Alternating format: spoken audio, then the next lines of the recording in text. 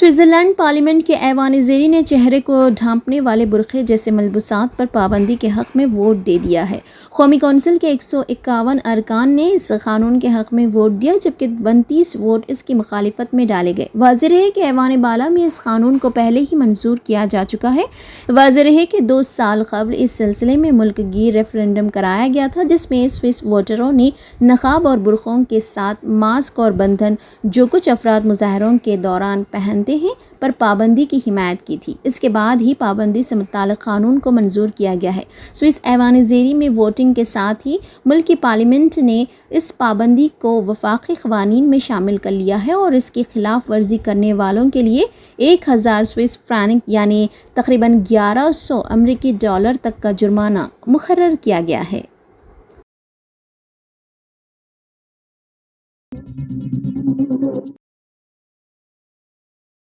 तेलंगाना में गुज़िश्ता 2 दिन से जारी वक्फे की शदीद बारिश के बायस मकान मुनहदिम होने से 3 अफराद हलाक हो गए। ये अफसोसनाक वाक़या जुमे को हनमकुंडा ज़िले के श्यामपेट में पेश आया। मंडल मुस्तखर का रहने वाला सामैया लोकपन शर्मा और भोगी जोगम्मा जुमेरात की रात अपने कच्चे मकान में सो रहे थे कि रात भर की बारिश से जुमे की सुबह मकान मुनहदिम हो गया, जिसके नतीजे में 3 अफराद हलाक हो गए। इत्तला मिलने पर पुलिस ने मौके पर पहुंचकर इमदादी कार्रवाइयां अंजाम दी। मुकदमा दर्ज कर लिया गया। मज़ीद तहक़ीक़ात जारी है।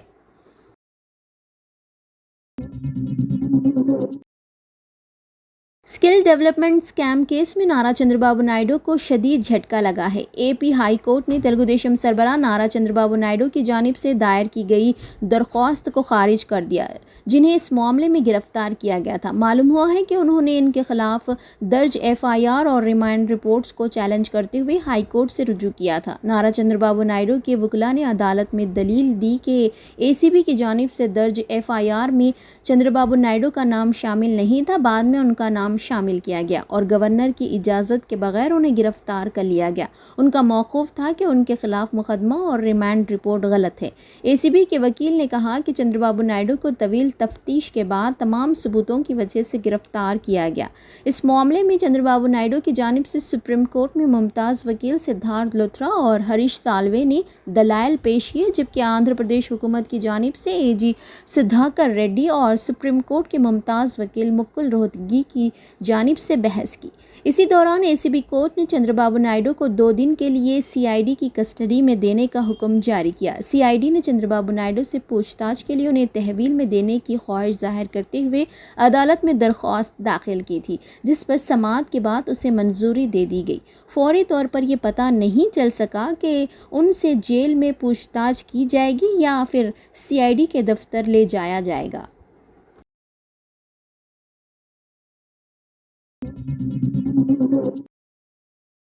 बैरून मुल्क तालीम हासिल करने के लिए रियासती हुकूमत ने अक़लियती तलबा के लिए chief minister overseas scholarship scheme के लिए दरख्वास्त की आखिरी तारीख 25 सितंबर तक बढ़ा दी है। दरख्वास्त की विंडो अब 25 सितंबर शाम 5 बजे तक खुली रहेगी।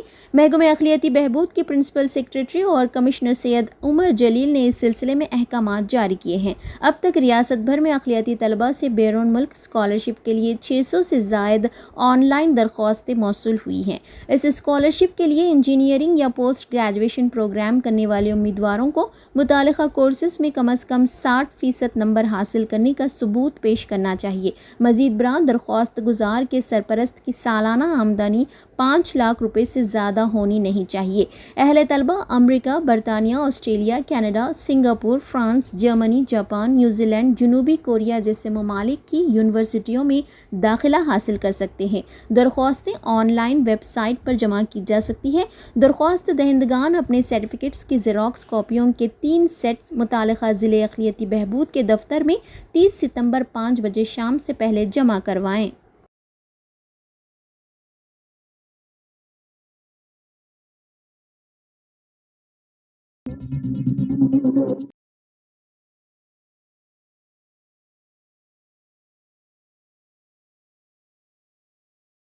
मरकज़ी वज़ारत सेहत ने ऐलान किया है कि हमारे मुल्क के मेडिकल तलबा अब बैरून मुल्क में भी प्रैक्टिस कर सकते हैं। नेशनल मेडिकल कौंसिल को world federation for medical education से अगले 10 सालों के लिए तस्लीम किया गया है।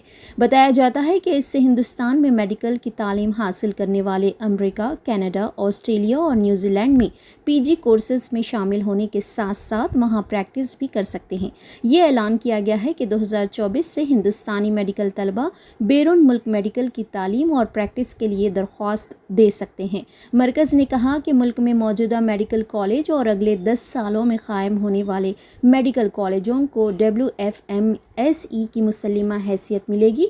WFMSE मुसल्लिमा हैसियत देने के लिए हर मेडिकल कॉलेज से 50 लाख रुपए की फ़ीस वसूल करेगा। इसके साथ ही मुल्क के 706 मेडिकल कॉलेज WFM की इस मुसल्लिमा हैसियत के लिए तकरीबन 351 करोड़ रुपए खर्च करेंगे।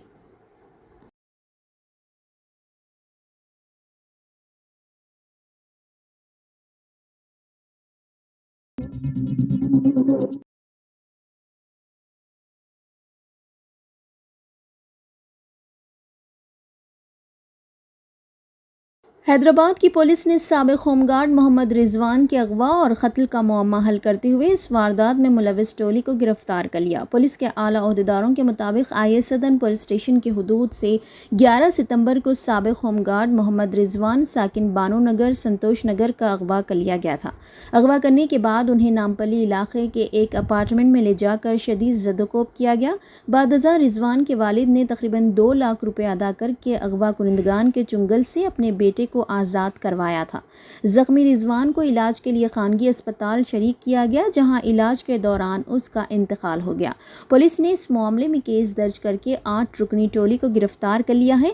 पुलिस के मुताबिक कत्ल की वजह रकमी लेन देन बताई जा रही है। मुल्ज़िमीन की शिनाख्त ख्वाजा नईमुद्दीन, मोहम्मद सलीम, ख्वाजा फरीदुद्दीन, मोहम्मद फ़हद खान, हरी प्रसाद, गुलाम मोहम्मद खान, मोहम्मद अब्दुल मन्नान, अकबर हुसैन बताए गए हैं। गिरफ्तारी की कार्रवाई IS सदन पुलिस ने अंजाम दी।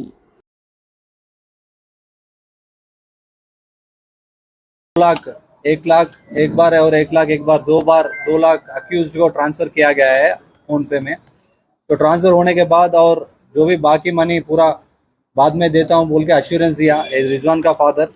तो उसके बाद ऑन 13th को रात को ये अक्यूज ने मोहम्मद रिजवान को छोड़ दिया है। ये छोड़ने के बाद ये हॉस्पिटल को लेके गया मोहम्मद रिजवान का फादर, बट हॉस्पिटल में ट्रीटमेंट सही से नहीं दिया गया है, मतलब Rizwan father has objected. And उसके बाद OIC हॉस्पिटल भी लेके गया है। उधर से हमको इन्फॉर्मेशन आया कि एक MLC केस आया, तो हम तुरंत 17th को एक केस बुक किया गया है 187 में, किडनैपिंग केस बुक किया है। इन्वेस्टिगेशन चल रहा है। उसी टाइम फिर से against medical advice Mohammad Rizwan को घर लेके गया है उसका फादर। तो ये पूरा घायल के वजह से इन्फेक्शन आके और ये पूरा बहुत सारा मारा है कहीं पर बॉडी में। तो इसकी वजह से 18th मोहम्मद रिजवान का मौत हुई है। तो उसके बाद IS सदन पुलिस स्टेशन ACP संतोष नगर ने 3-4 टीम्स लगा के जल्दी से जल्द अभी 8 लोगों को, इसमें 2 राउडी शीटर है, एक के ऊपर पीडिया भी था। इतने क्रूएल क्रिमिनल्स को विदिन 2-3 दिन में इसको पकड़ के पूरा 9 लोगों में 8 लोगों को गिरफ्तार करके आज कोर्ट में पेशी कर रहे हैं। तो मैं इस टीम वर्क को पूरा ACP को, IS सदन, SHO, DI, SI सबको कंग्रेचुलेट कर रहा है। बहुत जल्द से जल्द ये केस को डिटेक्ट किया गया है।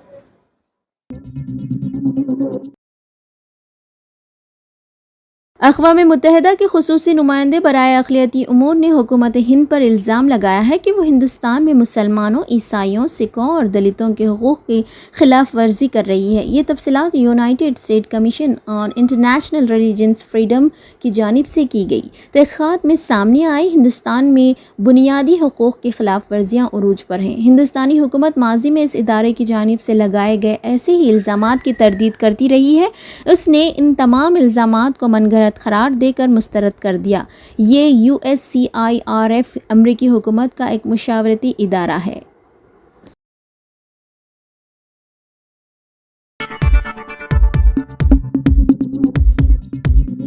है।